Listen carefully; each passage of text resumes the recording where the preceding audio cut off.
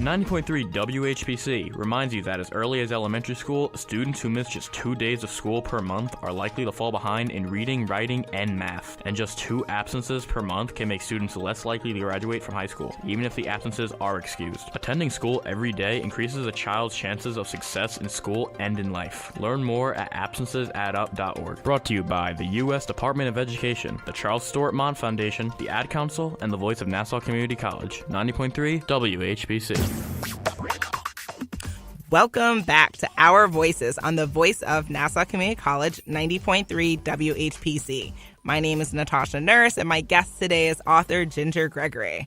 I love what you were just saying, because at the end of the day, there is only one of each of us, right? Even twins, even though they're genetically the same, they're still different people, and we have to recognize the power of our uniqueness and how much that we not only owe it to ourselves to live the lives that we want, but to also just like use our gifts, like you were saying, and further them and take them further and see what happens, right? And we can't allow someone else to kind of squash that goal. So I love, and I hope everyone listening heard that and is mulling that over.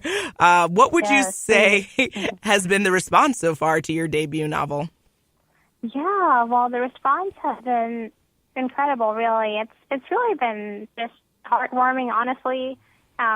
Just seeing how people who have my book, particularly when I see like junior high schoolers with my book, or like I actually there was a recent story where my sister-in-law actually found, she's a principal at a school, and she sent me a picture of a locker, and it had my book inside, and she said, "Aww. Guess what I found when I was searching through lockers?"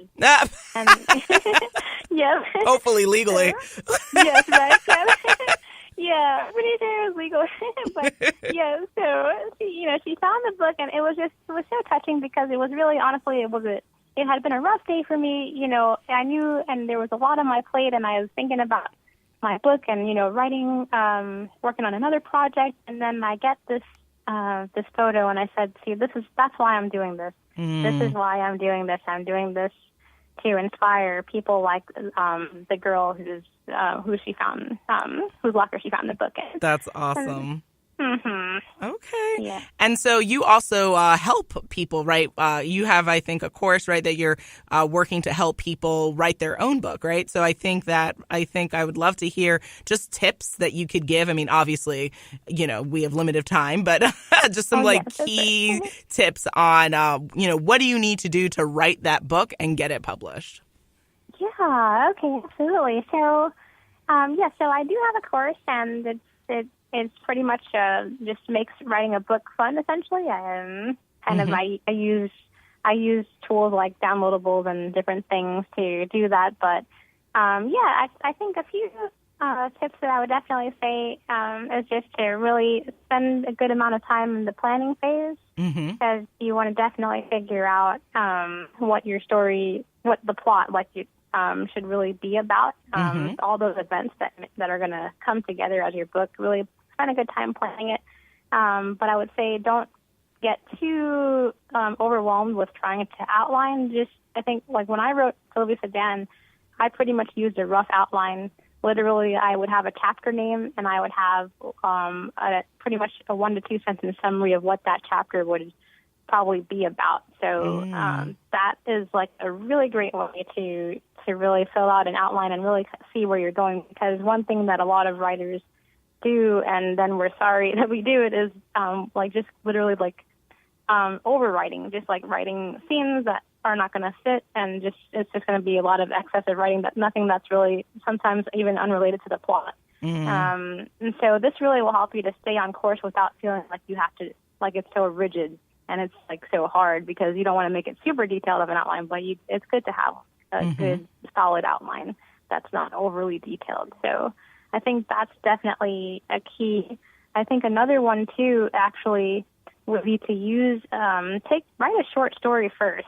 I think that's probably one of the best ones, because if you write a short story first, you have it's a good practice run. It's a good test drive, so to speak, because you're literally, you have a chance to see how the characters will interact, kind of see how the plot is going to unfold, And then it could even, and for that short story, it doesn't even have to be like, a part, like, it doesn't have to like represent the entire novel. I guess it could just literally be maybe a part of your novel. Just kind of using a short story to really kind of get you started is a great way to see what works and what's not working and how you can make that bigger and better when you attack the novel. I love it. Wow. And are there any key tips that you would say to avoid when writing? You did mention overwriting, which I definitely could see how that could be an issue.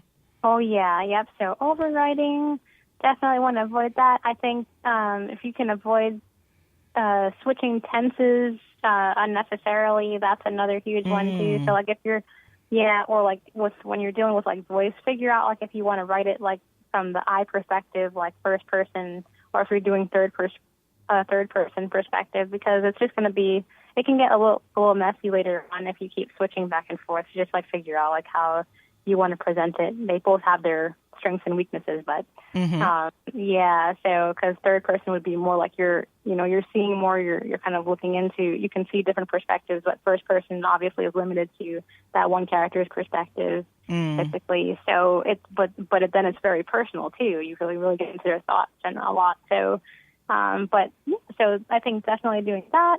Let's see, what else to avoid? Probably, well, like I said before, definitely like avoid just letting writer's block stop you. If you have a goal, it's good to have kind of a word count goal every day, or just figure out how many words. Like or let's say you only have time to write on like let's say Saturdays and maybe Thursdays. Well, figure out how much time you want to write for, or how many words you think you can write, and you'll be able to figure that out after trying it a few times. Like if you write for an hour, see how many words that is, and it's good to kind of shoot for a word count. And of course, don't get crazy over it, but it's good to have like just kind of a number to kind of see like a benchmark. Like, okay, I'm hitting this pretty consistently, and so that's really helpful. Absolutely. Very, very cool. You are listening to Our Voices on the Voice of Nassau Community College, 90.3 WHPC. My name is Natasha Nurse, and my guest today is author Ginger Gregory. So at this section now, we are, if I had all the time in the world, I would keep asking you more hardcore, hard-hitting questions, but I do... keep going. I do want to ask some fun questions, some rapid-fire questions, so everyone listening can really get to know you. So I guess my one question I have is, what is your favorite book to read?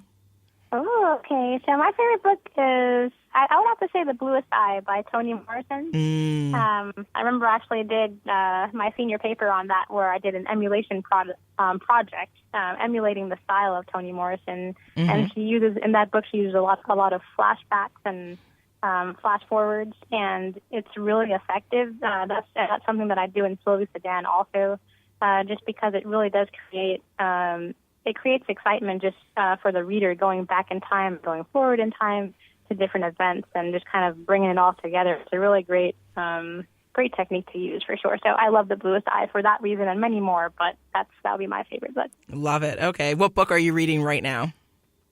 The book that I'm reading right now is actually called Dust of Life, and it's actually an historical fiction book. And it's, so it takes place during the Vietnam War, actually, and overseas, and it's a romance novel, so it's different for me, but I thought that a friend suggested it, and he let me borrow it, and I said, I never read anything like this, so that's why I decided to go ahead and do something different, because as an author, it's always good to expand your horizons, so that way you can appeal to more people, and then it also makes you a stronger writer, because just another quick tip that's super important is, like, I actually notice that my writing is better the more I read. If I'm slacking on my reading, then my writing suffers. I think the brain, it just picks up, subconsciously, I think, on just different patterns, like sentence patterns, vocabulary, like, and then it's got the ideas, the creative ideas are flowing more the more you read. So yeah, but that's the book I'm reading right now, Dust of Life. I love it. Okay, what's the best advice someone's ever told you? Ooh, I think the best advice, I think probably don't ever be afraid to ask someone to invest in your dream. Absolutely. Yeah, I had someone told me that actually when I was young, and I visited, like, it was actually in a small church, and it was just like sometime during the whatever the message he was saying, he started talking about dreams, and he said, "You back there, I saw your face light up when I was talking about dreams." And then he said, "Don't ever be afraid to ask somebody to invest in your dreams." And that stuck with me, because sometimes we feel like, man, like this is my dream, but I don't really know. I don't know, like, if I can, but if I can do it, or if any other people would be as interested. And sometimes that may be the case, but honestly, there are a lot of people who are, like, wanting to help, and they want to see you succeed. And sometimes it's helpful to have connections, and I think that can help you go further as you expand your reach, especially as an author. Making connections is key. So I think that's definitely a great piece of advice. I love it. Mine is really tacky. It's not tacky, but it's a slogan. It's "Just Do It" by Nike. Yes. But I like yours. Yours is quite eloquent and well, meaningful. Sometimes that's good, though. Just do it. That's great, too. Gotcha. And for people who, I definitely don't want to miss this question. For people who want to learn more about your book, they want to learn more about how they can support the adventures of Sylvie Sedan and what's coming next, where do they go? What are the details? Yes, so absolutely. So there is a website. I have a book website called sylviesedan.com, and that's SYLVIESEDAN.com. And so at this website, they can definitely learn more about Sylvie Sedan and the events that I'm doing currently and upcoming works. And it's really a great place to definitely find out more about this book and my journey as an author as well. I love it. Thank you so much, Ginger, for coming onto the show. I'm just so honored to have you share your story and to give us helpful tips, because I think it really means a lot. Oh, thank you so much. I'm so grateful for the opportunity, and I really hope that I inspired listeners out there to just literally, if you have a story, just go ahead and write it. It doesn't have to be perfect, but just go for it, because your story can really make a difference in someone's life. Someone's waiting to hear that story. So Absolutely. Yeah. And I know our audience found you, just as you're speaking, very informative and inspiring, as I did. And just for everyone to know, again, my name is Natasha Nurse. I'm the proud host of Our Voices here on 90.3 WHPC. Our show's creative director is Rudy J. Breedy. Visit nccradio.org. That's www.nccradio.org for more information. This will be available as a podcast on iTunes, Android Podcasts, and Spreaker. Our Voices is powered by the Nassau Community College Foundation on the voice of Nassau Community College 90.3 WHPC. Have a great day, and we'll see you soon.